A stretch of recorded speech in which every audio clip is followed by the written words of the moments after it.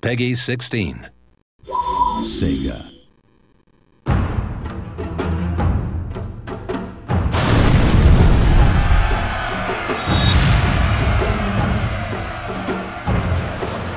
The Fall of the Samurai features the most advanced weaponry ever seen in a Total War game.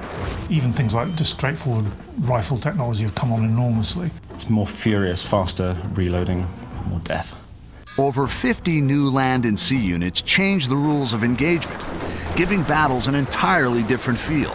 Some of the most interesting ones on land are obviously the Gatling gun, but we've also got a lot of new line infantry units and riflemen. And on sea, got lots of ironclad ships and the torpedo boat, which is perhaps a favourite of mine. Launch torpedoes!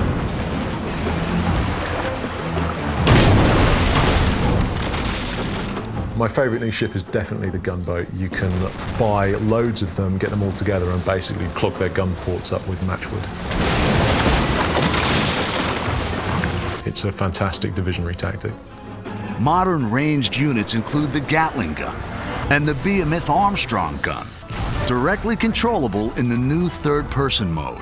You can hit a hotkey and drop down to third-person mode on cannons and Gatling guns, which enables you to have direct control over the weapon. You actually follow the cannonball along the battlefield until it actually hits its target.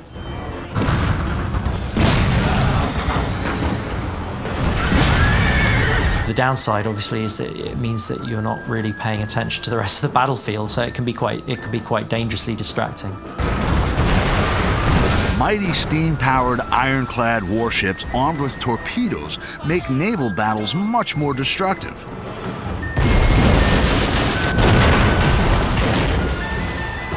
Naval technology went from basically the ancient age of sail to modern warfare, and being able to fire cannons a few hundred metres to being able to fire tens of miles. We've really put a lot of effort into the naval battles. They're the best naval battles we've ever done, I think.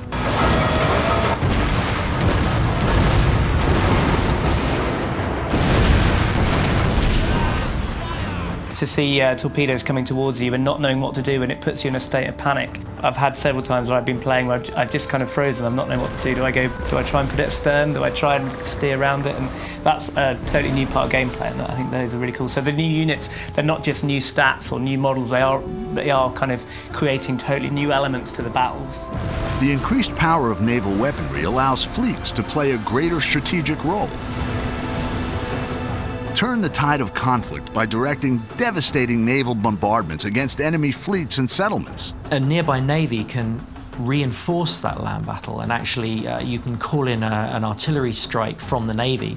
So you can select your general and you can pick a location on the map, and you'll basically just see a huge artillery bombardment raining down fire onto the enemy. And you have to time those right because they're not immediate, so you have to kind of try and predict where you should be calling it. They're really good fun.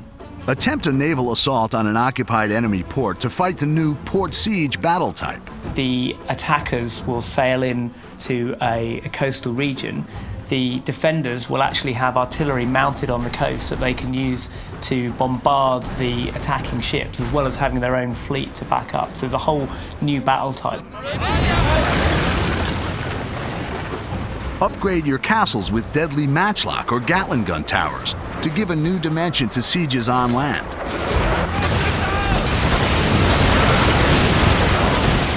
These improvements are all available in the redesigned Avatar Conquest mode, Shogun 2's innovative multiplayer gaming system. So yes, we're bringing in a new Fall of the Samurai avatar, and you'll get a whole 19th century specific skill tree with that. Access to a bunch of new retainers and a bunch of new armor sets as well, so you'll really be able to kind of customize your online persona in line with the sort of 19th century look and feel that the rest of the game will have. Featuring an expanded 19th century conquest map, new retainers and upgrades for your avatar, multiplayer returns to Total War bigger and better than ever.